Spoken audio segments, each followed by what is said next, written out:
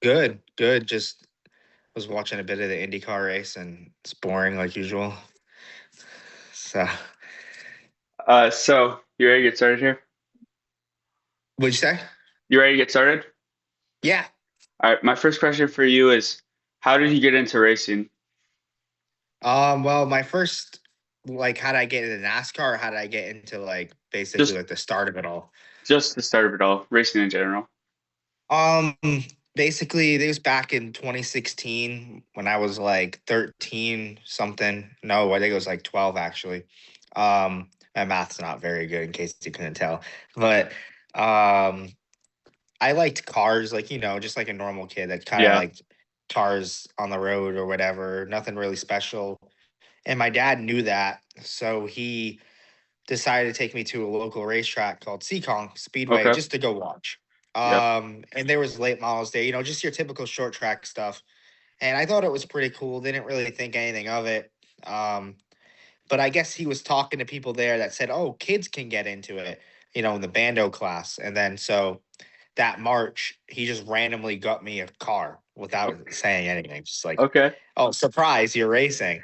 I never watched NASCAR. The only thing I ever watched was that one race I went to. I didn't even know what a yellow flag meant.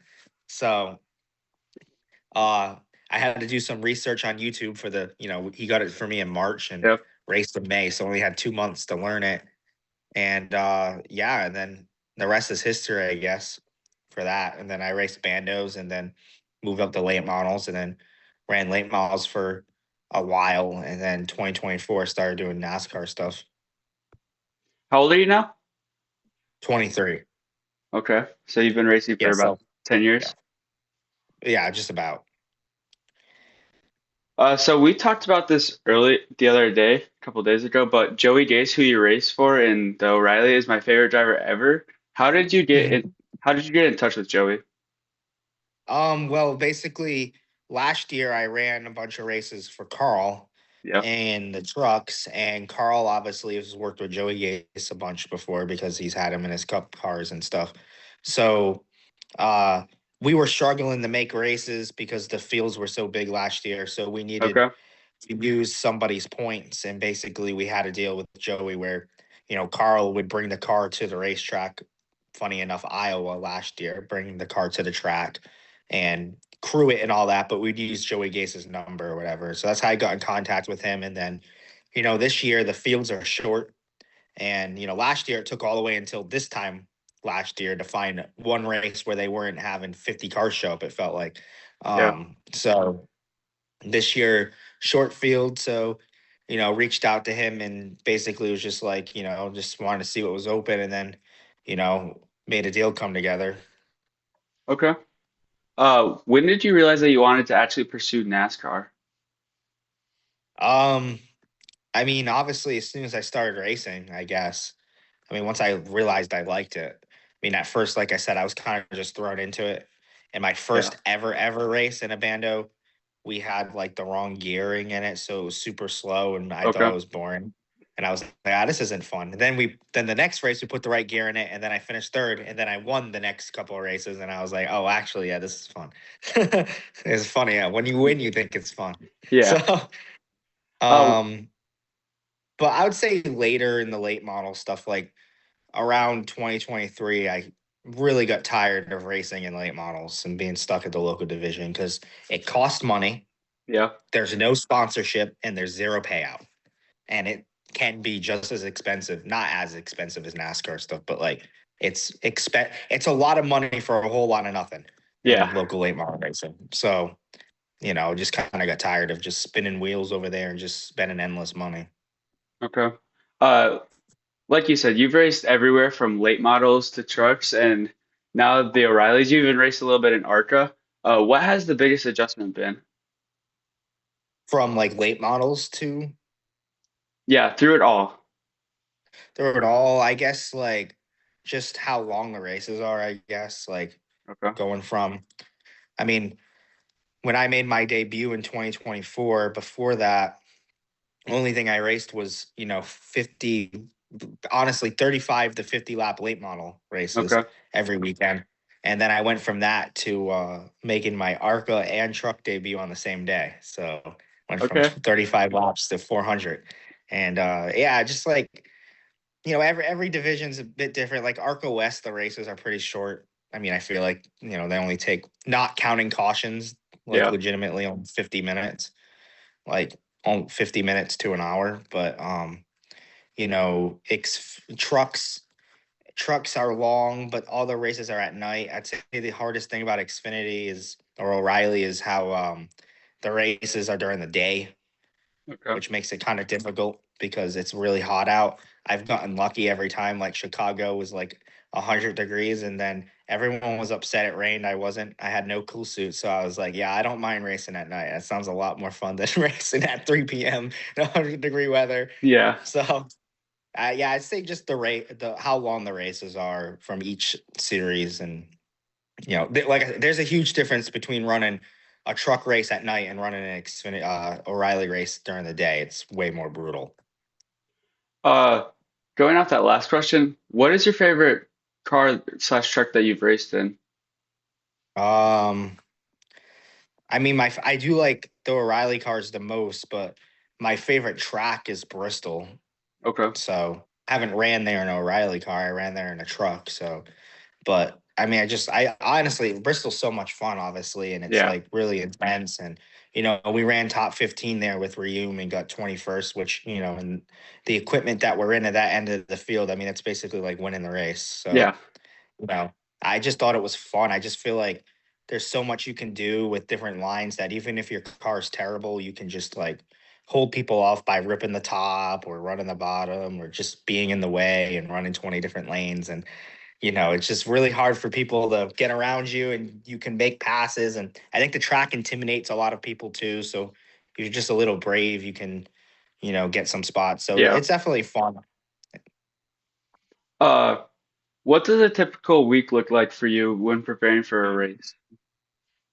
Yeah, I mean, I know like most people would be like, oh, go run a mile and all that. But to be honest, at least where I'm coming from, a typical week looks like sitting in my rooms messaging 1,000 people trying to find money for races. So I mean, that's basically what it takes to get on the racetrack. Yeah. It's at least for me. Some of these other guys obviously can focus, you know, they'll tell you that they work out all week and go on the simulator all week. But unfortunately, I can't do that because I'm working out for nothing if I don't have money. So, um, but like physical preparation, I mean, racing's all, you know, cardio stuff. Like, some people do the strength training stuff. I've always kind of just, done bike stuff and Okay. just drink a lot of water and all that because like at the end of the day, the biggest thing I feel like is what you eat and what you drink 5 days leading up to the race, like those 5 days, because I mean, yeah, it's physical, but like the biggest thing's the heat. Like, so like Yeah. you have to be hydrated and you have to be eating well leading up to it because your body's going to be prepared to, basically sit there and burn for 3 hours. So that's the hardest thing. But yeah, that's basically what it is. But like most of the time, it's seriously just chasing money. Like, you know how it is, man. It's a money sport. How often would you say that you go on iRacing during that time to like memorize the track and whatnot? Yeah, I mean, I used to. I will say like. I mean, I race on iRacing at night. Like I'm usually on at like literally 2 in the morning because it's like really only the time that I can be on. But Okay. I mean, for preparing for races, I mean, I don't know. Like I used to use it a lot, but the more I've raced in real life, and people aren't gonna like me saying this, but I'm just gonna say it, the more I've found that iRacing hurts you. That it just like the road courses, it's really accurate. The short tracks, it's really accurate. They don't have that mile and a half anywhere near where they need to be on that game. Like it's just a mile and a half off. So for me personally, and I don't have like a big setup like some of these guys got, like, the big setup with the MPI wheel, and I got the tiny little like Yeah. Thrustmaster wheel and like cheap pedals. So maybe that's why. But I've always noticed that like if anything, it makes me overthink because like I don't know, like I can be fast, but I just can't find that extra tenth that I can in real life, like that like hundredth of a second. And I don't know, it just I always felt like it kind of hurt me. Like at Pocono, I was trying to practice on it in iRacing, and I ran like 10 laps because I was so bad. I was like running last Yeah, and like C fixed. And then I ran one race and I said, yeah, I'm not practicing for this. I'm just gonna show up to the track. And then that's one of the best races I've ever had. You know, with MBM, we're running in the top 15 with the zero sponsors and one set of tires. So I was like, after that day, I'm like, yeah, no more of. I'll race iRacing for fun, but no more of putting like everything on it. yeah. Uh, how does it feel knowing that you're one of very, very few drivers to come out of Rhode Island? And did you ever think that you would be here today? Yeah, no, it's definitely cool. Like, I mean, yeah, like Rhode Island is not really known for doing a whole lot of things in sports, obviously, mainly because there just isn't that many people here. But Yeah, New England in general, like obviously New England has a big racing scene, right? But compared to down south and all that, not many. There's not many guys like you don't go drive down the street and see NASCAR flags or like you do in North Carolina. Like you walk in, you go tell someone you're a NASCAR driver over here, they literally be like, "Oh, okay." You say that in North Carolina, and people probably already know who you are. Like, yeah. so the racing scene is basically non-existent over here. So I mean, yeah, it's surprising, I guess. Mainly just surprising that we're able to get the money together to be able to do it more than anything. Uh, is there someone in the garage that you look up to as like a mentor or someone you can always ask a question to? Yeah, probably Josh Reaume and Carl Long and all those guys. Like, I mean, I've raced for a bunch of people, so it's kind of hard to pinpoint it. But I mean, Josh Reaume, he's the one that gave me my first ever start and did all that for me. And you know, he's always kind of there for me, so that helps. Yeah. Uh, do you have any more races after Iowa scheduled for this year? No, it just depends on if we find sponsorship and money, unfortunately. Um, we done a lot more. I was supposed to be retired after Atlanta.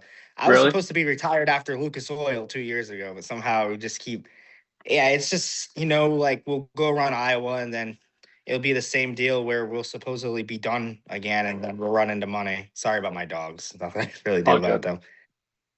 So But it all comes down to money at the very yeah, end of the day. basically the honest truth is that in racing, there's absolutely nothing you can do without money. You can go win the race. If you don't have money, you'll never be in the seat ever Yeah. again.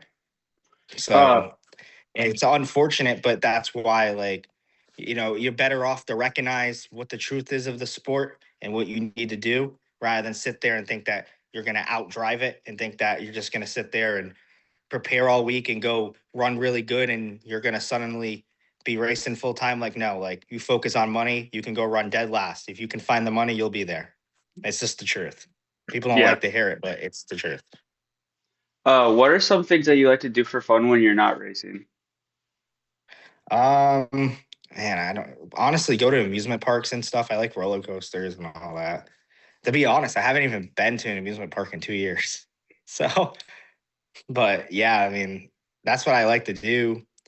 Kind of like where I am too in Rhode Island, there's really not much to do Yeah. unless you go like out of state. So, I mean, but I've been racing so much this year. I mean, the longest I've been home since February is what do you call it?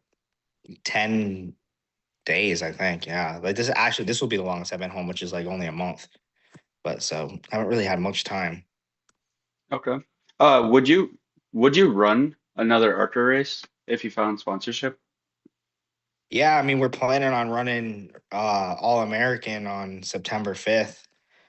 But I mean it depends on money, obviously, and ARCA's usually way miles more difficult to find money for Yeah. than O'Reilly and stuff. So I mean, yeah, I mean I like the ARCA stuff because it costs less to run good. But Yeah. it's funny because it costs less to run good, but it's also harder to find the money. So you end up losing the same amount, if that makes sense. Yeah. Like, so it ends up costing you the same because it's like, okay, you run O'Reilly and you find X amount in sponsorship and you only spend this much. And then you run ARCA and you find zero in sponsorship and you end up spending the same amount. So, but you can run, good. Like you can run competitive. They only run one set of, you can buy multiple sets for practice, but in the race, there's only one set of tires in most places. So I mean that's huge. Like a set of Yeah. tires is 1,800. So like 1,800 bucks. Like, you go run O'Reilly and these other things, and they got sets of tires that are like 2,800, $3,500, and people are buying 8 sets. I mean, there goes like 20 grand just on Yeah. tires. Like, so I mean, it's insane. So, yeah, I want to run more ARCA races. Just really difficult to find sponsorship, but I feel like if I can get a little bit of funding, it's really easy to get in a winning car for, the money that you'd spend to get in a winning car would put you like 25th in an O'Reilly race. So, Uh, what team do you race for in ARCA? Strike Mamba Racing. So it's Josh Reum's brother that Jonathan? runs that team. Jonathan, yeah. Okay. So, Uh, and yeah, he's really cool. The whole Reum family's always been really good to me, and we've always had a good relationship, kind of like through all of racing. Well, yeah. through all of racing NASCAR, so it works out well. Get along with those guys pretty good. Okay. So my last question for you is, what is some advice you would give to someone trying to get into racing? Um, just focus on the right things, to be honest. Like I was kind of saying earlier, like not to be negative, but it's definitely something that I feel like young race car drivers should understand that money comes first, not talent, and you need Yeah. to put your focus. You can't. The only way you can become really good is by seat time, and you need money for seat time. So, just focus on partnerships, networking, and money basically, and all the on track stuff will just come naturally. That's the easy part. But it's definitely a big networking and social game, to be honest. Like Yeah. that really gets you into these cars and stuff. Just good relationships with team owners, the ability to make good deals, be crafty with deals, ways to move money around, business to business ideas. Like you have to be business smart first. You have to be talented in the business world to make it as a race car driver. When you raced late models, did you race independently or did you race for someone's team? No, we raced. Well, at one point I raced for Crazy Horse Racing, but that was our car, but they would crew it, so it was basically our thing. But no, most of it was just me and my dad in our garage over here working on it. But um, we would have help and stuff, but we never really had like an official like race team or anything. It's just kind of like put the car in the trailer and show up and go run 30 laps. Well, that's all I've got for you today, Tyler. Thank you. Thank you.